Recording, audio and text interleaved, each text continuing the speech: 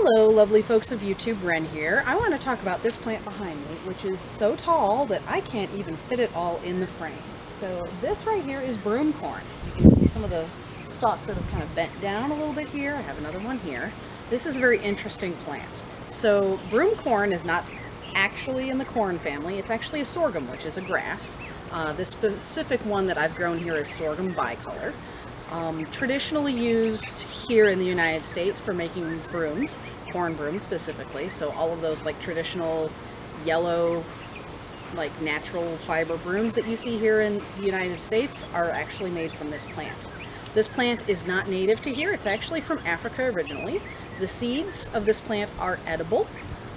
They're kind of a pain to harvest, but they are definitely edible and quite tasty if you want to take the time to try them out.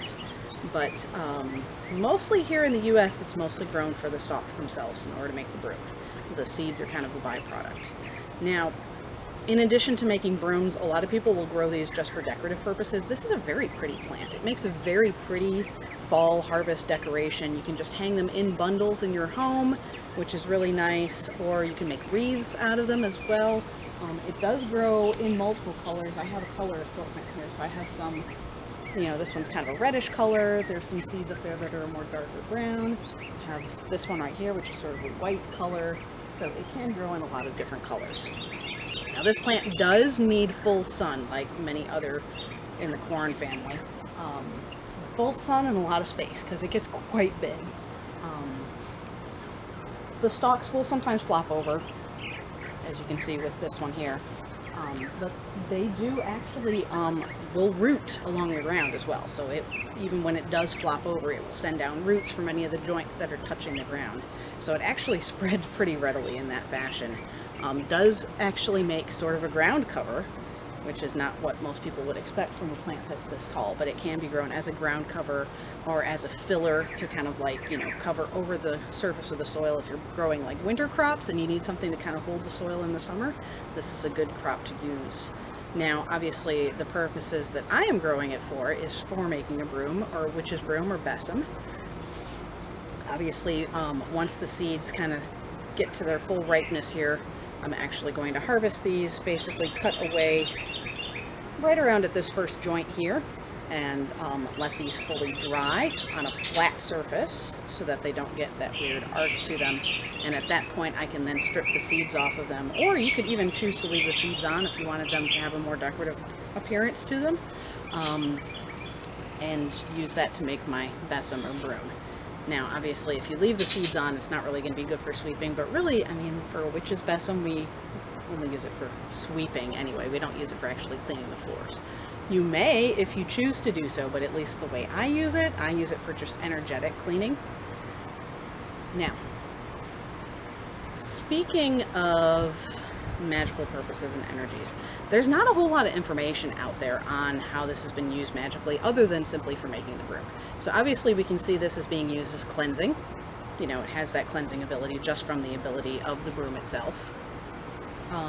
It definitely has some ties to earth and fertility, as most grains do.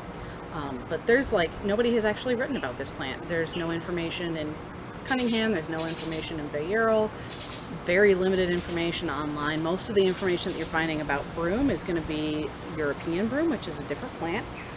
That's also a really cool plant. I've tried to grow it, haven't had much success, but that's basically the plant that they used in Europe for making brooms. Was the European broom, or Cytisus scoparia, which is Scotch broom also sometimes called. This is a very different plant. But yeah, it's a good plant to grow if you want to make your own besom. You just need some space to do it.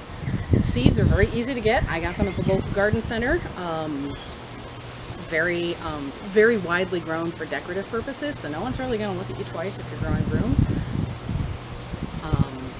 Do need to plant the seed somewhere in full sun, good soil, early in the spring, and then of course the plants are ready to harvest usually in August or September. And they pretty much just do their own thing. I really didn't have to tend these much. I don't know if you can see, there's actually quite a bit of grassy weeds underneath them. They grow so tall that any weeds that are growing underneath them don't even bother them. They're just kind of like, whatever, I'll just grow above you. So it's a very easy plant to grow. So anyway, it's a fun one. I want to make this video because I will be harvesting this and I will be making a besom. So that will be the next step. I'm sure I will be referring to this video when I do make that besom video. So you have something exciting to watch out for. And come on back and we'll show you how to actually use this plant. So that's all I have for now. Hope this video finds you well, and I will see you again soon.